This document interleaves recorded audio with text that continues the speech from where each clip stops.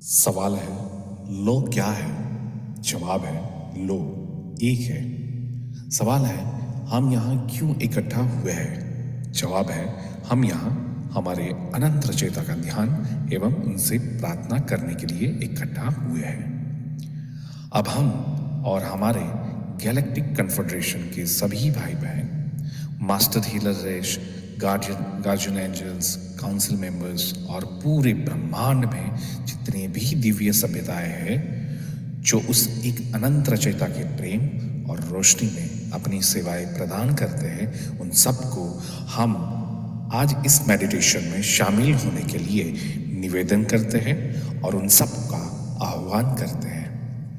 आज हम सब मिलकर जितने भी लोग आज मेडिटेशन कर रहे हैं उनको, उनके परिवार को और सभी सदस्यों को और वो सभी परिजनों को जिन्हें वो प्रोटेक्ट करना चाहते हैं, उन सबको हम अनंत रचयिता के प्रेम और रोशनी से शुद्ध करते हैं और उस सभी लोगों के आसपास और उनके घरों के आसपास उस अनंत रचयिता के प्रेम और रोशनी का एक बहुत बड़ा सुरक्षा घेरा बनाते हैं, जिसमें किसी भी प्रकार के विचार या व्यक्ति जो सिर्फ खुद की सेवा में कार्यरत हो, उन सभी व्यक्ति या विचारों को इस घेरे में आने से बिल्कुल प्रतिबंधित करते हैं, क्योंकि लो एक है। आत्मबंधन मास्टर्स, ये लॉ ऑफ बंध यानी एक का कानून या एक का ज्ञान, ये सत्र 20वां है। राह कहते हैं हम आपका स्वागत उस अनंत रचयिता के प्रेम प्रकाश और शक्ति में करते हैं। अब हम बात कर सकते हैं। तो यहाँ अब क्वेश्चन से चालू होते हैं। तो डॉन पूछते हैं, हम समय के थोड़ा पीछे जाते हैं, उन दूसरी घनत्वता के जीवों का क्या हुआ जो हमारी धरती पर हमारी धरती पर थे और कटाई की प्रक्रिया में असफल रहे। मुझे ऐसा लगता है कि उनकी कटाई तीसरी घनत्वता में नहीं हुई। क्या आप मुझे इसके बारे में कुछ बता सकते हैं? तो राह कहते हैं, दूसरी घनत्वता के जीव तीसरी घनत्वता में अपने दूसरे घनत्वता के कुछ अनुभव दोहरा सकते हैं। तो डॉन पूछते हैं, तो क्या इसका मतलब 75,000 वर्षों के चक्र की शुरुआत में जिन दूसरी घनत्वता के जीवों की कटाई अगली घनत्वता में नहीं हुई थी, वो अब भी हमारी धरती पर दूसरे घनत्वता के अनुभव ले रहे हैं? क्या इसमें से किसी जीवों की कटाई तीसरी घनत्वता में पिछले 75,000 वर्षों में हुई थी? तो रा बोलते हैं, हाँ, काफ़ी हद तक। डॉन, तो इसका मतलब ज़्यादा से ज़्यादा दूसरी घनत्वता के जीवों की कटाई तीसरी घनत्वता में हुई हो चुकी है। क्या आप मुझे किसी ऐसे दूसरी घनत्वता के जीवों का उदाहरण दे सकते हैं जिसकी कटाई तीसरी घनत्वता में हो? तो रा बोलते हैं, हाँ, इसका सबसे आम उदाहरण है वे जीव जिन्हें आप पालतू जानवर कहते हैं। वे जानवर जो दूसरी घनत्वता के जीवों के संपर्क में आते हैं, यहाँ मैं करेक्ट करना चाहूँगा, वे जानवर जो तीसरी घनत्वता के जीवों के संपर्क में आते हैं और अपने होने का एहसास होता है। ये व्यक्तीकरण उनकी क्षमता में तेजी से वृद्धि का कारण बनता है ताकि उनके भौतिक या शरीर की मृत्यु के बाद वे दोबारा इस प्रजाति में या प्रजाति की चेतना में वापस न आए। तो डॉन पूछते हैं, तो फिर वो जीव जिसकी हाल ही में दूसरी घनत्वता से तीसरी घनत्वता में कटाई हुई, वो अब किस प्रकार का इंसान बनता है? तो राव कहते हैं, उसे तीसरी घनत्वता के सबसे निचली कंपनता या आत्म चेतना का रूप मिलता है। तो डॉन पूछते हैं, तो फिर वो इंसान के रूप में तीसरी घनत्वता की समझ की शुरुआत करेगा। क्या ये सही है? तो राव बोलते हैं, हाँ, ये सही है। डॉन, आपने कहा था कि भौतिक शरीर में तेजी से परिवर्तन और दूसरी घनत्वता के से तीसरी में बदलाव लगभग 1.5 पीढ़ी में हुआ। शरीर के बाल झड़ गए और संरचना बढ़ गई। ये ड्यूई लार्सन जो भौतिक वैज्ञानिक हैं, कहते हैं कि सब कुछ गति और कंपन है। तो क्या मैं ये मानकर सही रहा हूँ कि बुनियादी कंपन इन 2 घनत्वताओं के परिवर्तन के इस छोटे से अवधि में बदली, जो नए प्रकार के शरीर के लिए जगह बनाती है। क्या मैं सही हूँ? क्या बोलते हैं? हाँ, ये सही है। तो डॉन बोलते हैं, क्या ड्यू लार्सन का भौतिक विज्ञान सही रहा? हाँ, ड्यू लार्सन का भौतिक विज्ञान सही है, जहाँ तक कहा जा सकता है। हालाँकि ऐसी कुछ चीज़ें हैं जो इसमें शामिल नहीं है, पर एक शख्स के बाद आने वाले कुछ वैज्ञानिक कंपन की मूल अवधारणा और उससे संबंधित विकृतियों को प्रयोग करके उन चीज़ों को समझने लगेंगे, जिन्हें आप गुरुत्वाकर्षण बल के रूप में जानते हैं और जिन चीज़ों को आप n डायमेंशन मानते हैं। डोंट। तो क्या ड्यू लार्सन ने इस ज्ञान को मुख्य रूप से चौथी घनत्वता के उपयोग के लिए लाया था? हाँ, सही है। डोंट। धन्यवाद। कल हम उस विभाजन के बारे में बात कर रहे थे जो तीसरी घनत्वता में होता है, जब कोई इंसान सचेत रूप से दूसरों की सेवा और खुद की सेवा का मार्ग चुनता है। मेरे दिमाग में एक प्रश्न आया कि वे विभाजन होते ही क्यों? मुझे ऐसा लगता है जैसे कि बिजली में अगर ध्रुवता नहीं होगी तो बिजली नहीं होगी और कोई क्रिया नहीं होगी। इस प्रकार मुझे लगता है कि चेतना में इस प्रकार का ध्रुवीकरण के बिना कोई क्रिया या अनुभव नहीं होगा। क्या मैं सही सोच रहा हूँ राहुल? हाँ, आप बिल्कुल सही सोच रहे हैं। डॉन। फिर खुद की सेवा या दूसरों की सेवा की अवधारणा बहुत जरूरी है। अगर हम चेतना में या तांत्रिक या न्यूटन के भौतिक समझ में कार्य करना चाहते हैं, क्या मैं सही है?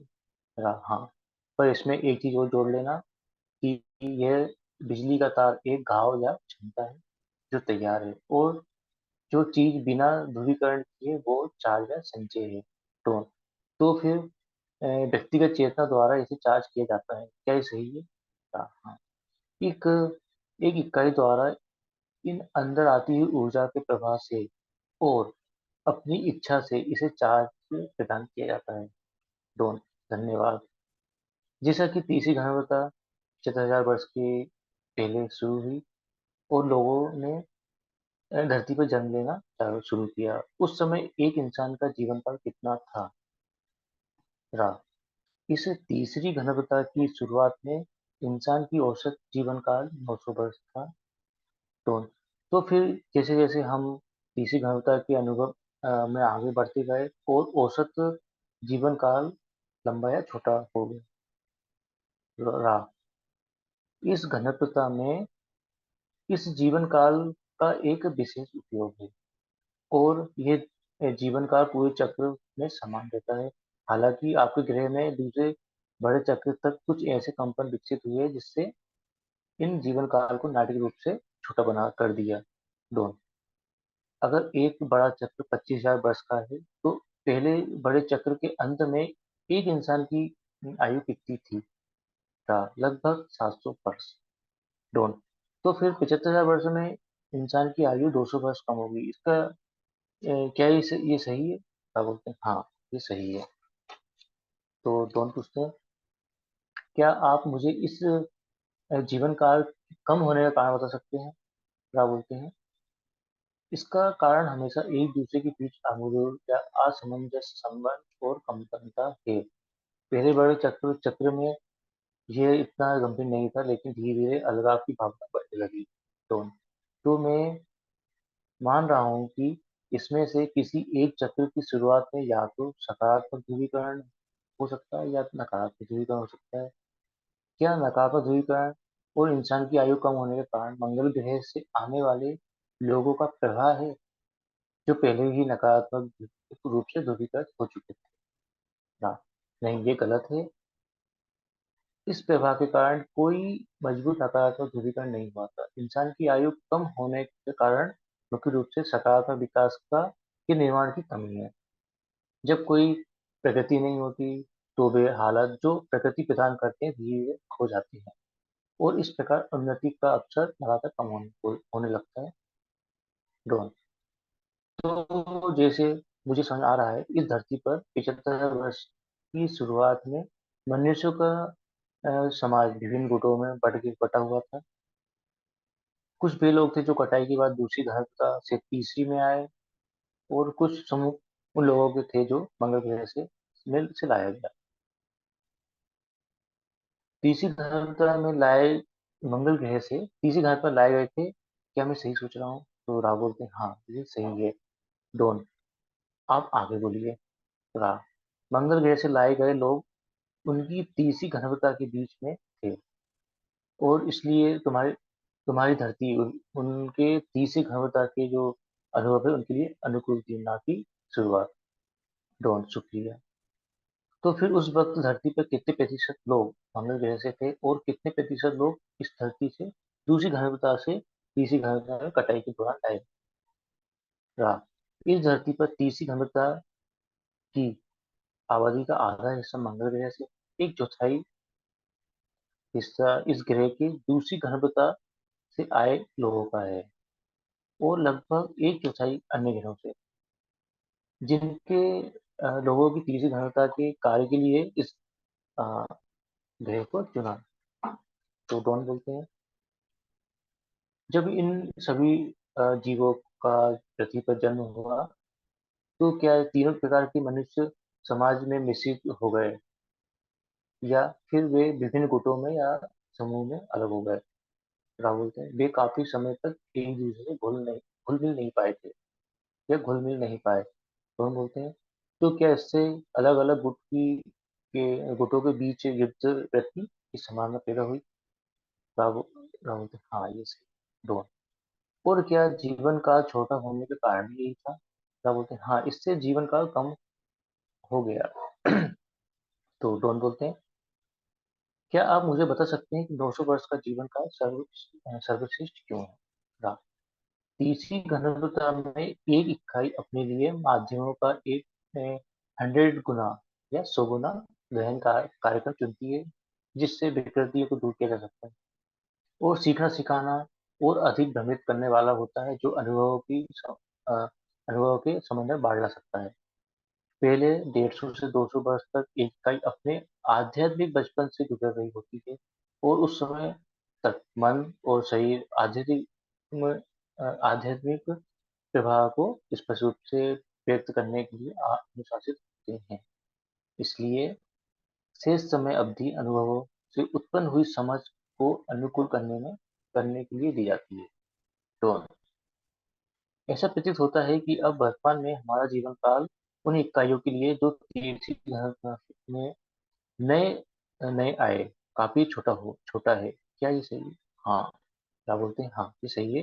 जिन इकाइयों ने किसी न किसी तरह से खुद को तेजी से विकसित करने के लिए उपयुक्त विकृतियों को सीखा या सिखाया, वे कम जीवन काल के दायरे में काम कर सकते हैं। तो ये सेशन यही समाप्त करते हैं, अगला सेशन कल लेंगे। तो इसके साथ ही हम धन्यवाद करते हैं सभी।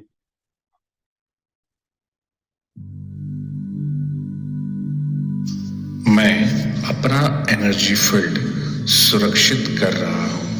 मैं अपना ऑरा लॉक कर रहा हूं। मेरे शरीर, दिमाग, आत्मा और मेरा पूरा एनर्जी फील्ड अनंत रचयिता के असीम दिव्य प्रेम और रोशनी में हमेशा के लिए सुरक्षित है। अनंत रचयिता के असीम प्रेम और अनंत रोशनी से बना हुआ मजबूत सुनहरा कवच, जिसमें अनंत ब्रह्मांडों की शक्तियां समाहित है, ऐसा कवच मैंने धारण कर लिया है। ये सुनहरे सुरक्षा कवच के माध्यम से मेरे घर के तमाम सदस्य और मेरा घर संपूर्ण रूप से सुरक्षित है।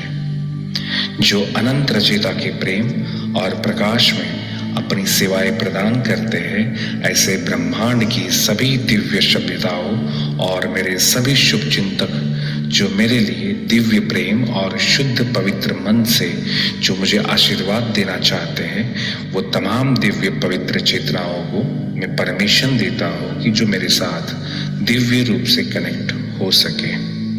बाकी तमाम प्रकार की वस्तु, विचार, व्यक्ति जो खुद की सेवा में ही कार्यरत हो, ऐसे अपवित्र भावनाओं से मेरे एनर्जी फील्ड में आना चाहे, उन तमाम एंटिटी या विचारों के उन रूपों को मैं प्रतिबंधित करता हूँ, क्योंकि ये मेरी फ्री विल है और यही अनंत रचयिता के एक का कानून है। I am protected, I am protected, I am protected. Thank you so much.